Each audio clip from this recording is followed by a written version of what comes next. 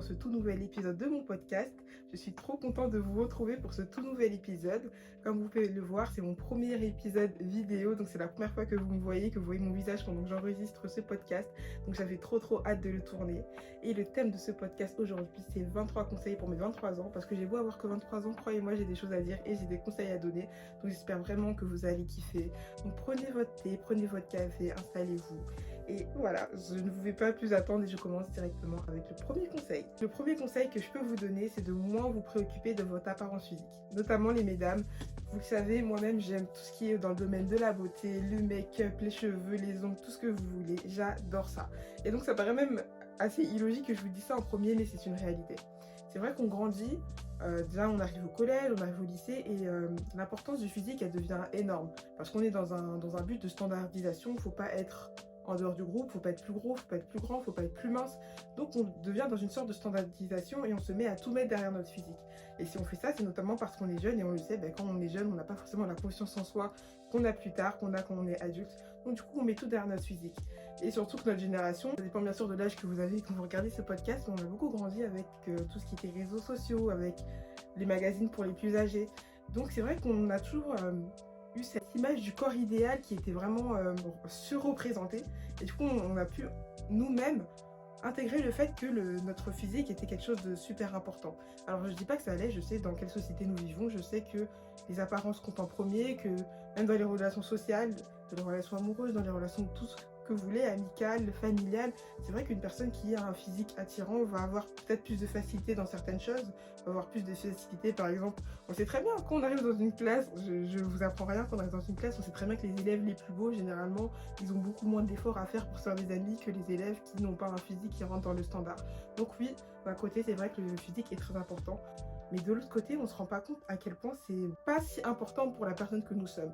Bien entendu, je suis Rachel, j'ai cette tête-là, voilà, mon physique, mes vêtements disent quelque chose sur moi. Et je sais que quand je croise quelqu'un, une personne se dit une chose sur moi, mais c'est pas la personne qui représente que je suis au fond. Au fond de tout ça, je ne suis pas qu'un physique, je ne suis pas qu'un make-up, je ne suis pas que des cheveux. Je suis une personne beaucoup plus intéressante que ça, je suis une personne beaucoup plus profonde. Et croyez-moi, toi qui me regardes, tu es aussi une personne beaucoup plus profonde. Alors le fait de tout miser sur ton physique, je trouve ça vraiment dommage. Surtout que nous, en tant que femmes, on est vraiment éduqués à se préoccuper que de notre physique dans un but, vous savez, c'est un peu le triste but de la femme, donc de plaire pour avoir un mariage, pour avoir des enfants, alors qu'on est beaucoup plus que ça. Vous êtes beaucoup plus que ça. Donc pourquoi de se préoccuper que de son physique? Et en plus, surtout, moi, je vois quelque chose, notamment sur les réseaux sociaux, avec tout ce qui est les trends beauté, les choses comme ça. Des fois, tu te rends compte qu'il y a des femmes qui vont dépenser des centaines et des centaines d'euros par mois. Et bien sûr, vous avez le droit, vous faites ce que vous voulez de votre argent. Mais dans tout ce qui est de la beauté, etc. Alors que tu vas voir qu'à côté de ça, un homme du même âge, il va dépenser cet argent, il va peut-être essayer de l'investir, il va peut-être essayer de créer des projets, il va peut-être essayer de se développer avec ça. Et ça va encore creuser un écart, parce que nous, en tant que femmes, c'est vrai qu'on dit souvent qu'il y a un écart entre les hommes et les femmes, au niveau de l'entrepreneuriat, au niveau de tout ça. Et pourtant, l'argent qu'on utilise bêtement dans la beauté, c'est un argent qu'on aurait pu investir, qu'on aurait pu faire quelque chose. C'est un argent que vous aurez pu mettre dans un projet qui aujourd'hui serait fructueux. Bien sûr, je ne suis pas en train de dire que vous ne devez plus vous laver les cheveux, vous ne devez plus rien du tout. Bien sûr, vous pouvez faire le minimum, et je trouve d'ailleurs que vous devriez avoir un minimum. Mais c'est pas aussi important et aussi nécessaire. Alors déjà rien qu'au niveau des finances, franchement je pourrais juste m'arrêter au point des finances, parce que quand on voit le prix du make-up, qu'on voit le prix des choses comme ça, c'est tellement cher. Et pourtant c'est pas si important. Moi si je devais avoir 100 euros devant moi, ce que je vous conseillerais ce serait plutôt de le mettre sur un projet, d'investir plutôt que juste de dépenser dans le dernier fond de teint à la mode. Donc pour résumer ce conseil, le physique c'est bien, mais c'est pas le plus important et c'est surtout pas sur quoi vous devez vous focus. Mon deuxième conseil, c'est less is more. Genre vraiment, j'aimerais l'écrire en gros, less is more. Je vais encore revenir sur l'aspect réseaux sociaux. Vous savez que j'adore parler des réseaux sociaux si vous écoutez un petit peu mes précédents podcasts. Less is more, pourquoi je vous dis ça? Avec l'ère des trends, avec TikTok, on nous apprend toujours qu'on a besoin d'autre chose. Souvent sur TikTok, les personnes qui vont poster sont des personnes qui vont soit avoir envie d'avoir des vues, ou soit avoir envie de vendre leurs produits. Et dans les deux cas, on va se retrouver dans une situation où vous êtes face à une personne qui va tenter de vous faire acheter un produit ou de vous faire avoir envie d'avoir ce produit. Même les personnes qui à la base n'ont pas ce but-là vont elles-mêmes se mettre dans la trend, parce que vu que c'est trendy, elles vont aussi vouloir jouer sur les vues de cette trend, et du coup elles vont elles-mêmes se mettre à consommer ce produit et à vous le proposer. Je vais vous donner un exemple tout bête. Récemment j'ai vu la trend des, vous savez, des cups Stanleys là. Donc c'est des sortes de gros verres d'eau qui existent en plusieurs couleurs. J'en vois beaucoup en rose, etc. Donc c'est beau. Moi aussi je vois, je trouve ça beau, c'est cute. Mais en fait, on se rend pas compte comment c'est pas utile. Je veux dire, avant ça, vous aviez forcément un moyen de boire de l'eau, peut-être un moyen qui vous convenait. Et vu que vous avez vu votre influenceur préféré montrer ça, vous vous dites, j'en ai besoin, j'en ai absolument besoin. Alors que peut-être que pas du tout, peut-être que vous n'en aviez pas du tout besoin. Mais on vous montre tellement l'avantage de ça que vous vous dites, ok, je vais l'acheter. Pareil avec les vêtements. Franchement, j'aurais même dû commencer par ça. Quand tu vois des hauls énormes où elle reçoit 30, 40 vêtements, tu vois que c'est trop beau, etc. Et tu te dis j'ai envie de l'avoir. Mais est-ce que c'est vraiment nécessaire? Est-ce que les vêtements que tu as, ils te suffisent pas déjà? Je suis à peu près sûre que les vêtements que tu as déjà te suffisent. Et pourtant, tu vas être dans un mood de consommation parce que c'est les trends des réseaux sociaux. Ils vont te faire croire que tu as besoin de plus. Même au niveau de la skincare.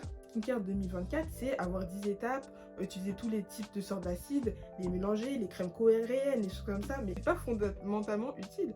Croyez-moi, j'ai eu une époque comme ça. J'ai vraiment eu mon époque skincare où j'avais 10 étapes de la skincare coréenne. J'en ai toujours parce que j'ai gardé certains produits que j'aimais bien entendu. Et au bout d'un moment, je me suis retrouvée à un moment où j'avais plus de stock parce que j'ai tout fini à peu près en même temps. Et je me suis retrouvée à utiliser donc mon savon visage, ma crème. Et je peux vous jurer que je fais ça depuis des mois et que ma peau ne s'est jamais portée aussi bien. C'est pas toujours nécessaire. Il y a certains problèmes de peau, oui, qui ont besoin de beaucoup de sérum, beaucoup de choses, mais c'est pas le cas de tout le monde. Et c'est pas parce que vous allez avoir plus de sérum que votre peau va être plus belle. Croyez-moi, ça n'a pas de corrélation, mais c'est ce qu'on va vous faire croire sur les réseaux sociaux. Et je dis pas qu'on peut pas en vouloir aux personnes qui promeuvent ça, mais c'est limite leur métier, c'est limite leur manière de vivre, parce qu'elles vivent avec les vues, elles vivent avec les trends, etc. Mais ce qui compte, c'est que de ne pas forcément vous laisser entraîner dedans. Parce que franchement, si tu te laisses entraîner dedans, tu as toujours besoin de nouveaux vêtements, tu as besoin des derniers objets trendy, tu as besoin de plus de skincare, tu as besoin de tous les produits pour cheveux, tu as besoin de toutes les brosses à 300, 400 euros. Un enfer rien que pour vous, déjà de 1, parce que vous allez toujours avoir cette impression de ne pas avoir assez, et rien que pour vos finances. Je reviens encore sur l'aspect, l'argent qu'on peut investir dans des projets, l'argent qu'on peut investir dans des investissements. Tout ça, c'est de l'argent qui vont partir rapidement avec les trends. Et c'est pour ça que je vous dis vraiment, less is more. Troisième conseil, un entourage sain, c'est primordial. Croyez-moi, vous aurez vraiment beaucoup de mal à avancer dans la vie, à être bien dans la vie si vous êtes entouré d'un entourage qui vous tire vers le bas. Alors ça, c'est vraiment le conseil qui, je trouve, est vraiment difficile à appliquer parce que juste dire un entourage sain est primordial, c'est pas facile parce que notre entourage, c'est sûrement des personnes auxquelles on tient. Ça va être notre famille, ça va être nos amis, ça peut être la personne avec laquelle on est en couple. Et donc c'est compliqué de juste dire oui, un entourage sain est primordial parce que ça montre aussi la notion que si cette personne ou ces personnes ne sont pas saines pour vous, il faut faire un tri et parfois se séparer de ces personnes. Et là, je sais que c'est compliqué parce qu'une séparation, que ce soit amicale, relationnelle, de toutes les formes, c'est compliqué. Mais croyez-moi qu'il vaut mieux être peu entouré que mal entouré. Parce que des fois, vous allez avoir des envies, des projets, des choses à faire et vous allez être entouré de personnes hyper négatives qui vont vraiment vous baisser dans votre élan. Des fois, ça peut vous arriver, imaginons que vous êtes une personne ambitieuse, je suis une personne ambitieuse, donc je peux vraiment relate sur ça. Et vous êtes entouré de personnes qui ne croient pas en vous, parce que ces personnes elles-mêmes ne croient pas en elles. Et du coup, à chaque fois, vous allez dire, ah, j'ai envie de te lancer dans un projet, qu'est-ce que tu en penses? Parce que c'est ton entourage. Et ils vont arriver et vous dire, ah non, c'est trop. Ou alors, oui, mais tu veux faire ça, mais t'as pas ces qualités-là, mais t'as pas ce budget-là. Et du coup, ça va te bring. Et toi-même, tu vas peut-être ne pas oser faire des choses que tu aurais osé faire si tu étais dans un entourage sain. C'est très compliqué, je le sais. C'est vraiment le conseil compliqué que je vous donne. Mais pourtant, il est tellement primordial. Et plus les années passent, plus je le comprends. Je pense qu'il y a vraiment une raison. Quand on est au lycée, quand on est au collège, quand on est jeune, on a beaucoup d'amis, on est très entouré. Et plus les années passent, plus on les perd. Parce que je pense qu'il y a un âge où on commence à comprendre ça. Moi-même, je l'ai compris. Avant, j'avais beaucoup plus d'amis, j'avais beaucoup plus de tout.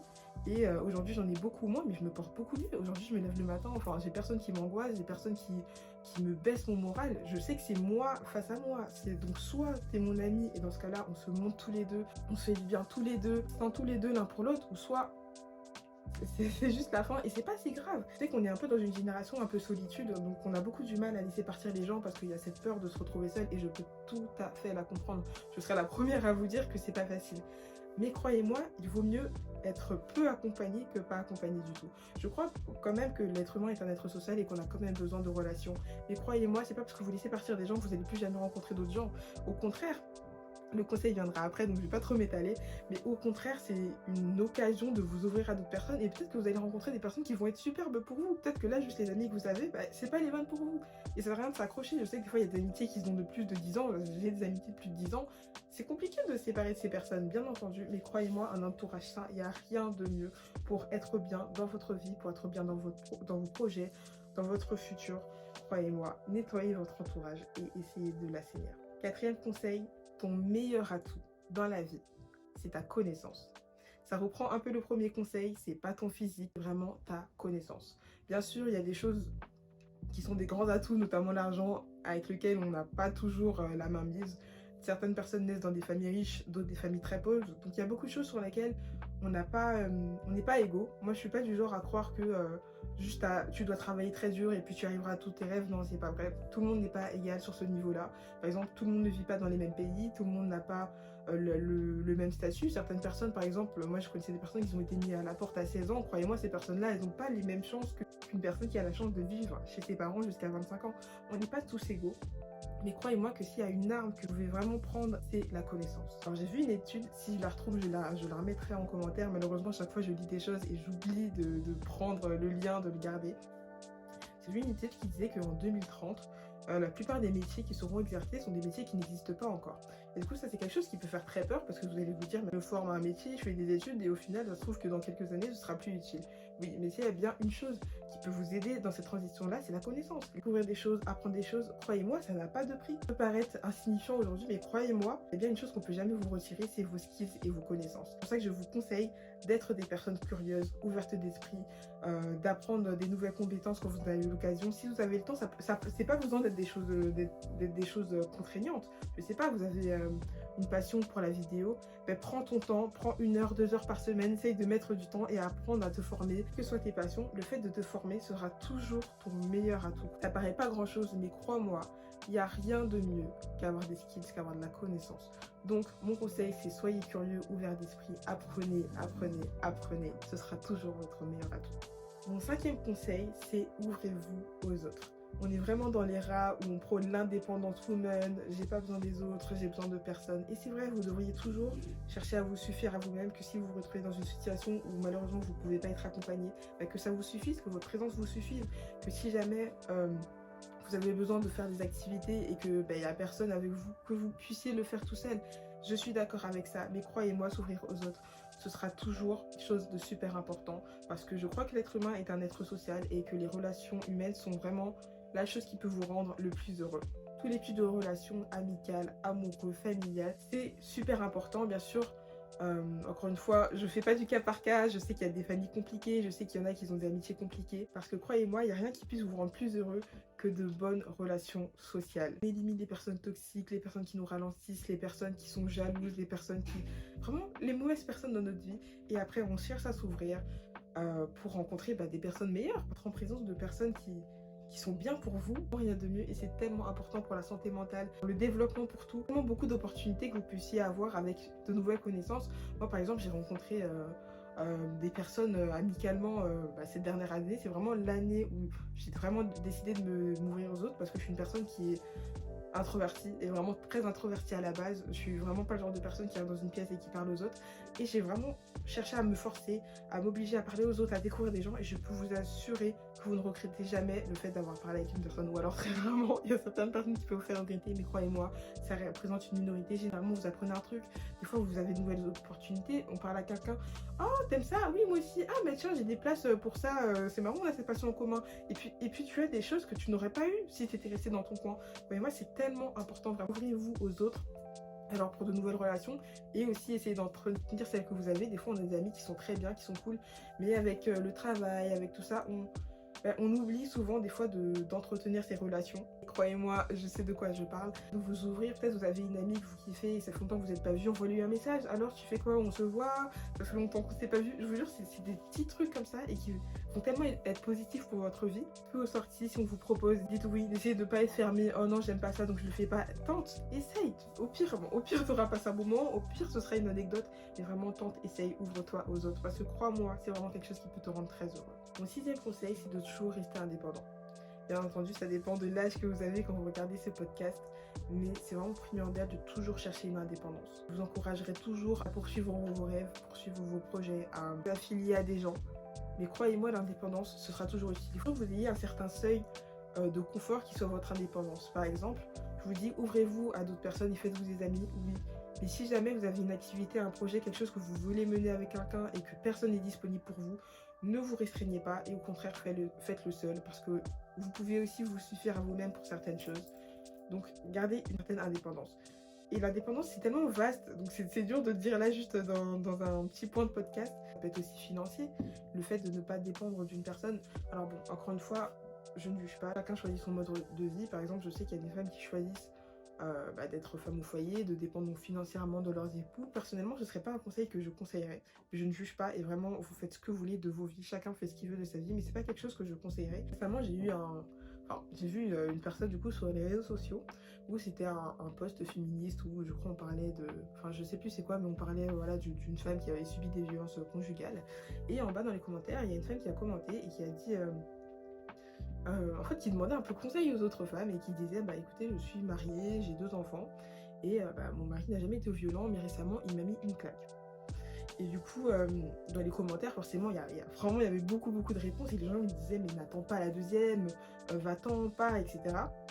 Et elle répondait aux commentaires, donc elle était vraiment active et elle répondait en disant oui mais je veux partir, mais le problème c'est que ça fait des années que je travaille pas, il y a un trou sur mon CV de plus de 10 ans où j'ai fait que du coup de m'occuper de mes enfants, je n'ai pas de rentrée d'argent personnel, je dépends juste de l'argent de mon mari. J'ai déménagé aussi pour suivre mon mari, du coup je suis très loin de ma famille et si jamais je voudrais retourner chez ma famille, il me faudrait prendre des billets, des billets d'avion, ce que je peux pas me permettre étant donné que je n'ai pas ma propre argent et que je dépends de celui de mon mari. Pareil pour les amis, tous les amis qu'elle avait, elle l'avait dans son ancienne ville, mais en arrivant ici, elle s'est pas laissé du temps de se faire de nouveaux amis, elle était juste avec ses enfants et son mari, du coup elle se retrouve seule, coincée, avec un homme malheureusement qui est violent, parce que oui, juste une claque c'est trop violent, et elle se retrouve à ne pas pouvoir partir parce qu'elle est bloquée. Donc voilà, tout ça pour vous dire, c'est vraiment une situation comme ça, et bien sûr, je ne vous le souhaite pas du tout, et ça ne veut pas dire que ça vous est arrivé, mais je sais que c'est des situations qui n'arrivent pas qu'aux autres, ça peut arriver à n'importe qui, et meilleur d'entre nous, même ceux qui vont se dire mais moi je suis pas comme ça, mais moi des premiers je pars. Croyez-moi, les femmes qui subissent ça sont pas des femmes faibles, ce sont vous, ce sont moi. Donc tout ça pour dire que c'est des choses qui n'arrivent pas qu'aux autres et qu'il faudra toujours garder une certaine indépendance. Personnellement, je ne conseillerais pas de dépendre financièrement de quelqu'un. Si jamais c'est le cas et que c'est le choix que vous faites de votre vie, croyez-moi, je ne vais pas vous juger, mais essayez de garder une certaine indépendance. Gardez, je sais pas, dans un coin, gardez quelques milliers d'euros de secours. Voilà, si vous avez besoin de partir, si vous avez besoin de changer d'un coup d'une situation, gardez voilà, toujours cette porte de sortie qui croyez-moi, ça serait que bénéfique pour vous. Et ne jamais se laisser toujours dépendre de quelqu'un. J'avais entendu une citation, je ne sais pas de qui elle est, je ne sais pas d'où elle vient. Cette citation disait « La main qui a le pouvoir de te nourrir et aussi la main qui a le pouvoir de t'affamer ». Donc vraiment retenez bien ça et restez toujours au minimum indépendant. 7e conseil, et pas des moindres, c'est l'un de mes préférés, c'est vraiment la vie n'est pas une compétition. Et je suis vraiment le genre de personne qui part toujours de projets, qui part toujours de ci, de ça, d'avoir ça, de tester ça. Et croyez-moi, je peux quand même vous dire que la vie n'est pas une compétition. Chacun va à son rythme, chacun a ses objectifs, chacun a... Voilà, on n'est pas tous pareils, donc vraiment ça sert tellement à rien de se comparer, ça ne nous fera jamais du bien. En regardant la vie des autres d'un œil extérieur, ça ne vous fera jamais du bien. Pourquoi? Parce qu'on n'est jamais dans la vie de quelqu'un. Des fois, tu vas être à côté d'une personne et tu vas te dire « Oh, cette personne, elle a tout ce qu'elle veut. Oh, regarde, cette personne, elle a tant d'argent. Oh, regarde, cette personne, elle a ça. » Mais tu connais pas la vie de la personne. Tu ne sais pas comment la personne, elle souffre. Tu ne sais pas ce qu'elle a fait aussi pour avoir cette chose-là. Des fois, on va voir des personnes qui vont être là « Oh, regarde, elle a une entreprise. Non. » Et oui, mais cette personne, pour avoir cette entreprise, elle a travaillé. Voilà, dans ces moments de doute, dans les moments où elle a pleuré, dans les moments où les gens lui ont dit qu'elle pouvait pas le faire, t'étais pas là à ce moment-là. Donc, juste venir et voir le résultat et se comparer, c'est tellement inutile et c'est tellement improductif que vraiment mon conseil c'est de ne vous comparer pas. Vous avez la trentaine, vous voulez reprendre des études, reprenez-le. Oui, mais à mon âge, la plupart des gens, ils ont déjà ci, ils ont déjà ça. Ok, mais ça c'est leur vie à eux, c'est pas ta vie à toi. On a tous chacun notre propre vie. Et le fait de se comparer, croyez-moi, ça vous avancera tellement jamais à rien. On est tous différents, certains vont plus vite, certains vont plus loin. Et c'est pas grave, vous cantonnez pas surtout à un rôle qui ne vous convient pas. Par exemple, je sais qu'on est dans une société qui a certains standards, à certains âges vous devriez être ci, à certains âges vous devriez être ça. Mais est-ce que c'est des choses qui vont vraiment vous rendre heureuse? Ok, oui, à 30 ans, vous êtes censé avoir un CDI depuis 5 ans. Mais est-ce que c'est la chose qui te rendrait heureuse? Toi, peut-être que tu t'es rendu compte tardivement que, que ta passion était ailleurs et tu vas donc rester cantonné dans ton emploi actuel parce que la société dit qu'à cet âge-là, tu devrais avoir un CDI. Pourquoi? Pourquoi? On a tous qu'une vie et vraiment le plus important c'est de le vivre et d'être en accord avec ce que vous faites. Donc n'ayez pas peur d'être en retard. Je mets des grands guillemets, ça fait tellement rien dire, c'est ridicule. Mais n'ayez pas peur d'être en retard. Vaut mieux arriver là où vous voulez être que être cantonné dans un endroit où vous ne devez pas être juste parce que vous avez des peurs. Vous voulez que je vous donne un exemple très stylé? Vera Wang, la grande créatrice de mode et notamment de robes de mariée, a créé sa première robe à 40 ans. Vous ne croyez pas qu'à cet âge-là, elle s'était sûrement dit c'est trop tard pour moi, je dois continuer dans ma carrière et ne pas tenter une chose inutile. Et pourtant, elle a créé sa première robe à 40 ans. Aujourd'hui, c'est l'une des plus grandes créatrices. Moi, quand j'entends créatrice de mode, personnellement, enfin de robe de mariée, j'entends Vera Wang. Donc pour vous dire que c'est pas parce que vous avez 30 ans, pas parce que vous avez 40 ans que c'est fini pour vous. Et si vous avez la vingtaine, je vous mets même pas dans la catégorie parce que vous êtes super jeune. 50 ans, 60 ans, vous voulez vous réorienter, vous voulez tester une chose que vous n'avez jamais faite, bah faites-le. Mon 8e conseil, et pas des moindres, c'est qu'il faut apprendre à vous connaître. C'est tellement primordial. Ça peut paraître un rien, mais croyez-moi, le fait d'apprendre qui vous êtes vraiment, ce sera tellement bénéfique dans tous les aspects de votre vie. Dans les relations, déjà, vous pourrez être une personne plus saine pour vous et pour les autres, et vous pourrez plus facilement savoir ce qui vous convient. Je vois beaucoup de personnes, des fois, qui sont des adultes et qui ne se connaissent pas vraiment. Est-ce que tu es introverti? Est-ce que tu es extraverti? Est-ce que tu es un peu des deux? Est-ce que, qu'est-ce que tu aimes? Quelles sont tes passions? Quelles sont les choses qui te font du bien ou les choses qui te font un peu moins de bien? C'est tellement primordial de savoir tout ça. Ça te permettra d'être plus en phase avec toi-même, d'être plus en phase avec ta vie. Et j'avais entendu encore une fois une citation, j'adore les citations, j'adore les retenir. Il disait, si tu ne te connais pas assez, ce que les gens disent de toi vont finir par te définir. Et c'est tellement vrai. Des fois, il y a des personnes qui vont être dans un environnement où on va lui dire ah mais toi t'es vraiment comme ça, t'es vraiment comme ça, et puis cette personne va beaucoup l'entendre et elle va finir par le croire, par l'assimiler. Pourquoi? Parce que cette personne ne se connaît tellement pas elle-même assez qu'elle va finir par se cantonner à ce que les autres disent. Moi je sais qui je suis, je sais ce que j'aime, je sais la personne que je suis, je sais les valeurs, je connais tout ça.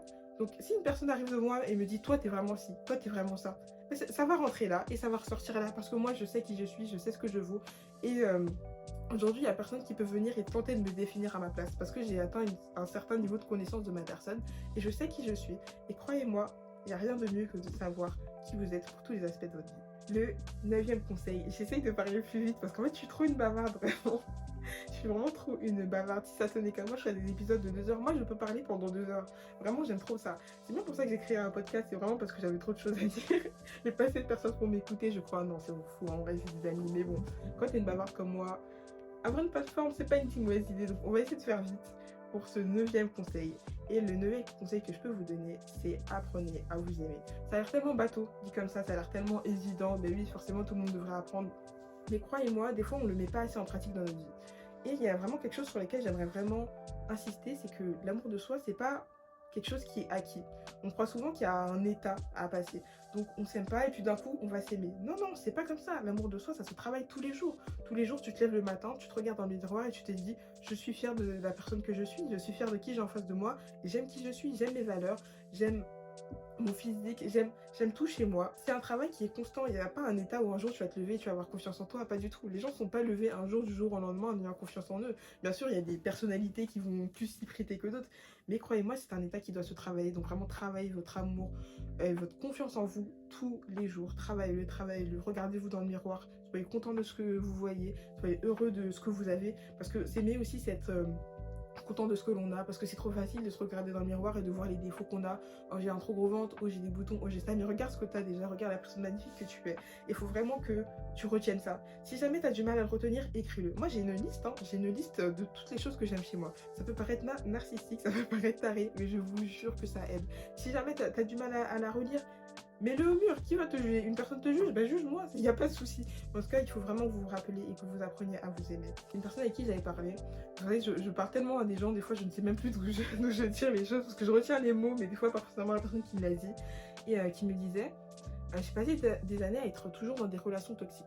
Amicales, amoureuses, tout ce que tu veux, c'était hyper toxique, avec des gens qui prétendaient m'aimer, mais je me rendais compte que c'était pas tellement vrai.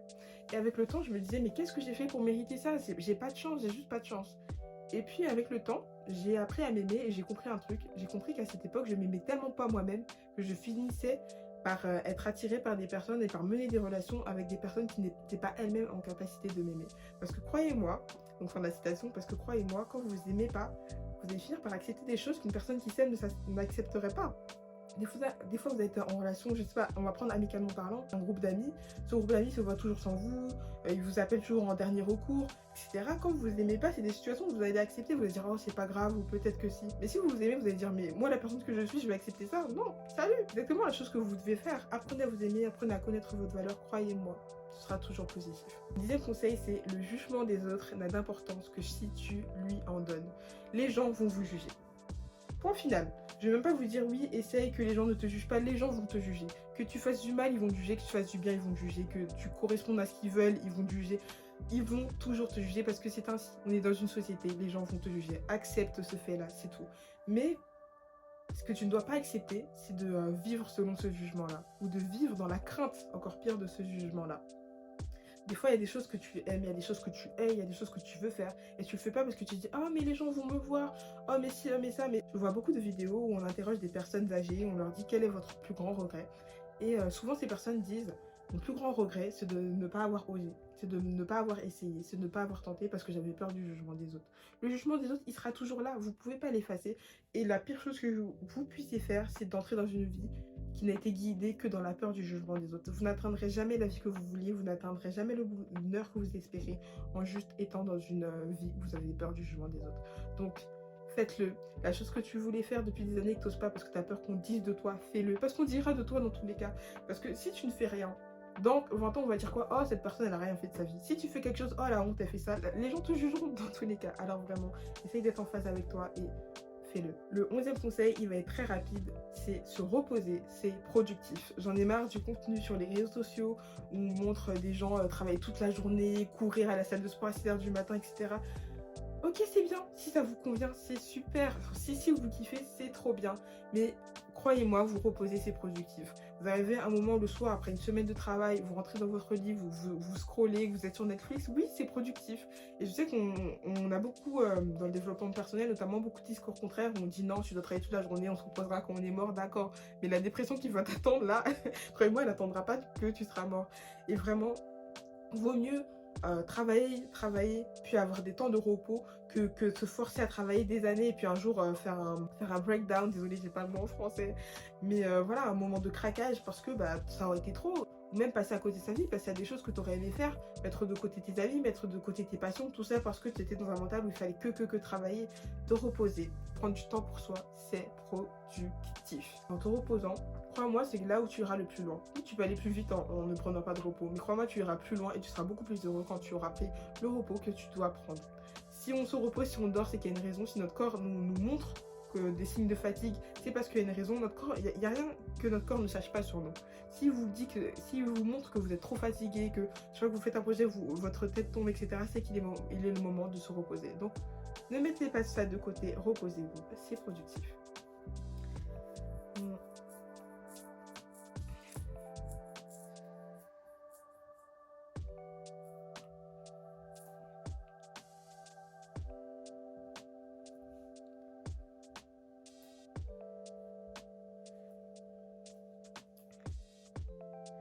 Mon 12e conseil, c'est qu'il faut vous fixer un objectif de vie. Alors, encore une fois, il y a plusieurs écoles, il y a des personnes qui disent que ça peut leur stresser. Si vous sentez que c'est quelque chose qui vous stresse, le faites pas, voilà, je ne vais pas non plus vous forcer. Mais croyez-moi que c'est quand même important de se fixer un objectif. Et c'est pour ça que je le disais précédemment, c'est important de se connaître parce que ça vous permet aussi de connaître les choses que vous voulez réellement. On n'a pas tous les mêmes objectifs et ça, je l'ai compris. Je vais vous donner une petite anecdote juste après. J'ai vraiment compris. Quel est l'objectif de votre vie? Vous voulez quoi? Vous voulez être successful, désolé, je ne l'ai pas en français, dans votre travail ou dans vos projets. Vous voulez avoir une grande famille et être le meilleur parent qui soit. Quel est votre objectif de vie? Juste cherchez-le, essayez de le définir et aussi n'ayez pas peur de le changer. C'est pas grave, pendant 5 ans, ton objectif de vie c'était le travail et puis tu as rencontré quelqu'un et ton objectif de vie est d'avoir une famille. C'est pas grave, tu as le droit de changer d'objectif. Qui a dit qu'on ne pouvait pas changer d'objectif? Tu en as le droit, mais vraiment, essaye de toujours garder focus ton objectif de vie parce que ça permet de te focus aussi sur les choses que tu vas mettre en place pour l'accomplir. Si tu es éparpillé, si tu essayes de faire un peu tout partout, puis tu suis... moi j'ai connu des personnes comme ça, du coup, 3-4. essayes d'être un peu partout, mais tu sais pas trop ce que tu veux faire, tu réussiras peut-être pas à atteindre cet objectif-là, parce que tu l'as pas défini et parce que tu n'as pas mis des étapes ou des steps pour en arriver. C'est pour ça que c'est toujours hyper important de vraiment bien se le mettre. Et la petite anecdote que j'ai sur ce fait-là, moi, je pense que là, tout de suite, si je vous disais mon objectif de vie, ce serait plus quelque chose au niveau du travail, des projets, voilà, atteindre un certain niveau de succès dans des choses comme ça. Et je parlais à une personne de ma connaissance, et elle me parlait d'un truc qu'elle avait, voilà, quelque chose de financier qu'elle avait. Et moi, je lui dis, mais c'est génial, c'est trop bien, mais tu te rends compte qu'avec ça, tu peux mettre en place ci, tu peux mettre en place ça, et ça va te faire avoir tout ça. Pour ne pas entrer dans les détails parce que je pourrais balancer sa vie. Et elle me regarde et elle me dit, tu sais Rachel, enfin c'est super les plans que tu me dis, mais moi j'ai pas envie de révolutionner le monde. Mon objectif, moi, c'est pas du tout d'être successful dans le travail ou dans les finances. Moi, tout ce que je veux, c'est avoir ma maison à la campagne, élever mes enfants avec mon mari. Et vraiment, à ce moment-là, quand elle m'a dit ça, j'ai réalisé, je me dis, mais c'est vrai Rachel, qui te dit que c'est son objectif de vie? C'est clairement le tien, mais ça veut pas dire que c'est le sien. Et vraiment, quand elle a dit ça, ça m'a tellement fait réfléchir, je me suis dit, mais t'as totalement raison. Et tout ça pour vous dire, vraiment, fixez-vous votre objectif de vie, et je serai la dernière personne à vous juger si votre objectif c'est juste d'avoir une famille. Vous avez le droit, vraiment. Qui va vous juger, vous dire non, vous devez vouloir avoir un travail? Non, faites ce que vous voulez, faites ce qui vous rend heureux, mais fixez-vous un objectif. Et tenez-vous-y. Le 13e conseil, ça va être un conseil alimentaire. Je vous ai vraiment dit, ce sont des conseils généraux. Moi, j'essaye d'aborder tous les aspects de la vie, donc vraiment, on va tout mettre. L'alimentation. Niveau alimentation, ce que je vais vous dire, c'est essayer de manger plus naturel, moins industriel, vraiment les produits transformés. Franchement, je pourrais faire juste un podcast sur ça, mais je vais pas le faire, je pense pas.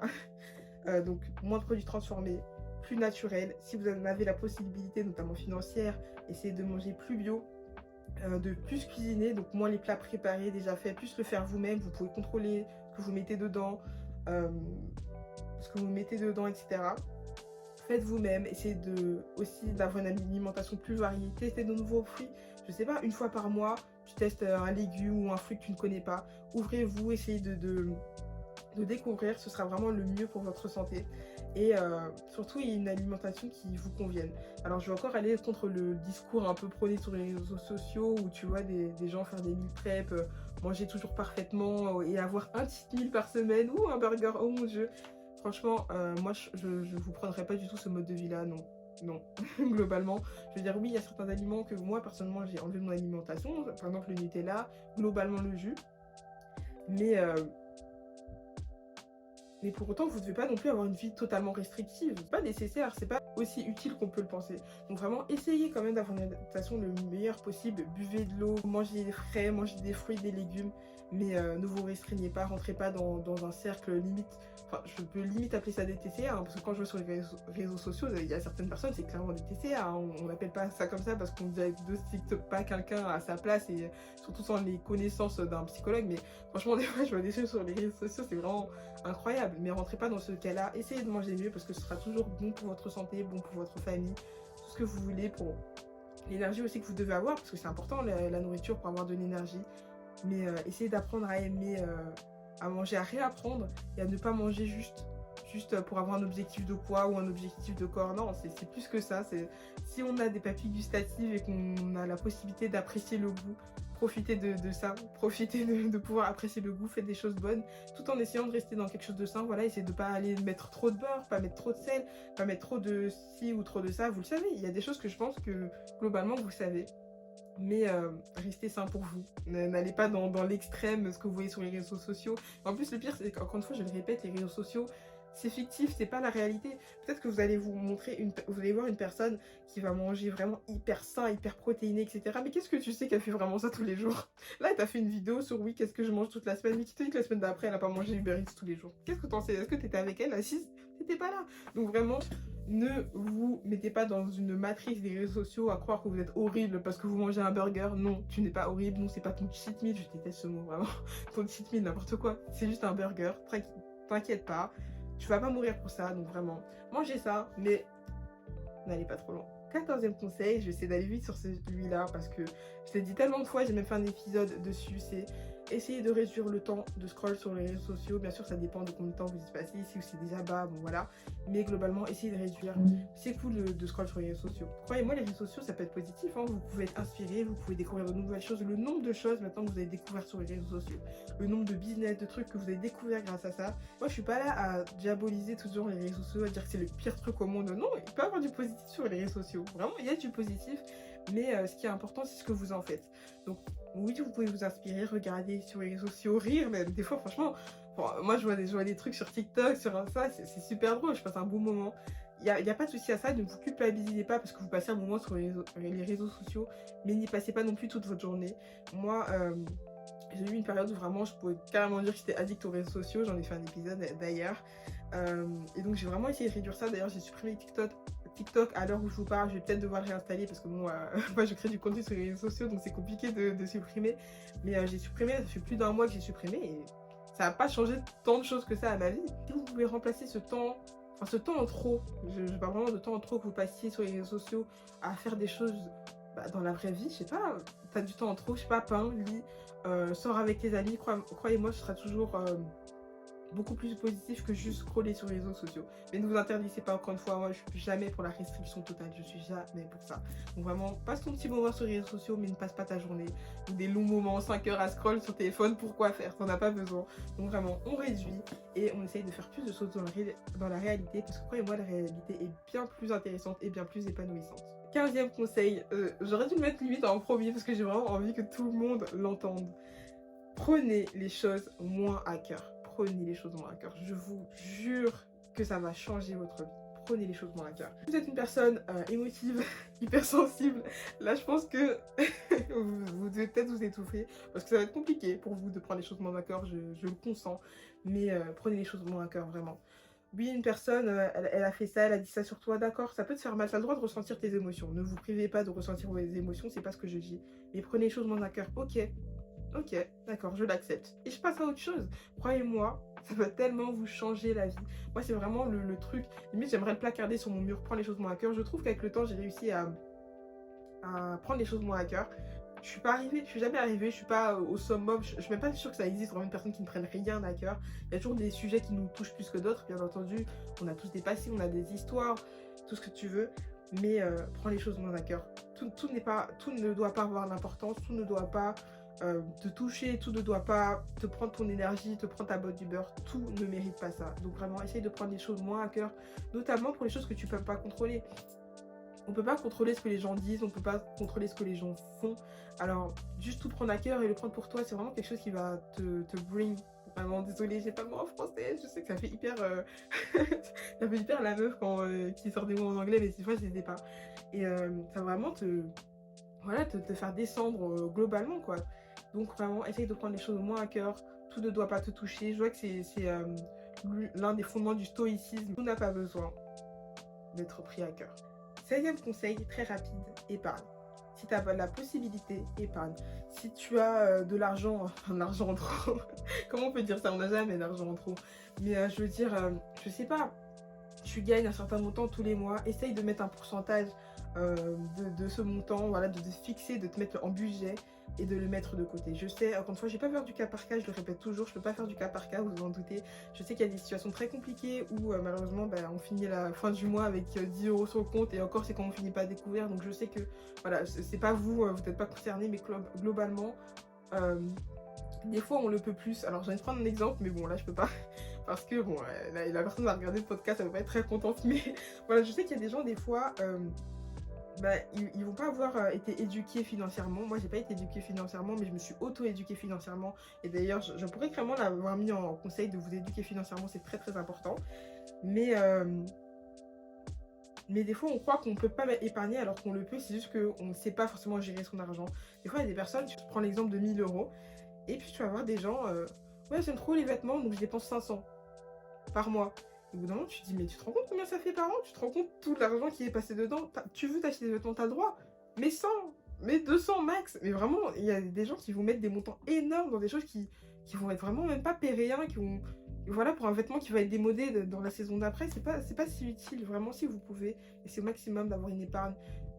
une épargne qui puisse être constante. Alors ça c'est le mieux, hein. Comme ça vous savez vraiment le montant que tous les mois, dès que vous recevez votre argent, vous le mettez directement sur un endroit, en tout cas où vous pouvez épargner. Croyez-moi, vous ne savez peut-être pas quand vous en aurez besoin, mais croyez-moi, il y aura forcément un moment dans la vie où vous en aurez besoin. Et toutes les personnes qui ont des voitures, je pense que vous comprenez ce concept. Parce que même si vous allez dire, ouais, je vais acheter la voiture 10 000 euros, croyez-moi, il y aura toujours dans 1 an, 2 ans, là, un problème de voiture là, qui arrivera du jour au lendemain, qui va vous coûter des milliers d'euros. Et croyez-moi, vous serez très content d'avoir épargné quand ça va vous arriver. Le 17e conseil, c'est bouge ton body. Je voulais trop le dire, désolée, non, c'est pas ça. Le 17e conseil, c'est faites du sport. On peut le traduire, choisissez. Vous préférez bouge ton body ou faites du sport? Trop important. On nous apprend peut-être pas assez à quel point faire du sport c'est important, tellement important pour votre santé. Croyez-moi, le sport c'est aussi important que votre alimentation. Alors je sais que parmi vous, il y a beaucoup de gens qui détestent le sport. C'était mon cas il y a quelques années. Aujourd'hui, je vais à la salle de sport plusieurs fois par semaine. Je fais du sport 4 fois par semaine environ. Un moyen, si vous n'aimez pas le sport, essayez de trouver un moyen d'aimer le sport. Quand je dis sport, c'est pas forcément à la salle de sport courir sur un tapis 30 minutes. Hein. Sport, ça peut être faire de la danse, ça peut être faire du pilates, ça peut vraiment juste une activité où vous bougez. C'est vraiment tellement important pour votre santé. Là, c'est vraiment l'aspect santé et même pour votre... Il y a plein d'aspects que le sport améliore, même pour votre santé mentale. Ça peut vous faire décompresser aussi. C'est vraiment trop important. Essayez vraiment d'intégrer au moins un peu de sport à votre quotidien. Si vous n'avez pas le temps de faire du sport, je sais que tout le monde n'a pas les mêmes emplois du temps. Ça peut être très compliqué. Si vous avez des enfants, ça peut être très compliqué. Mais pour vous donner quelques exemples, je sais pas, tu te rends au travail, ton taf est au 3e étage, tu as l'habitude de prendre l'ascenseur, ben prends les escaliers. C'est un petit truc comme ça, mais croyez-moi, au long terme, ça va vous faire du bien.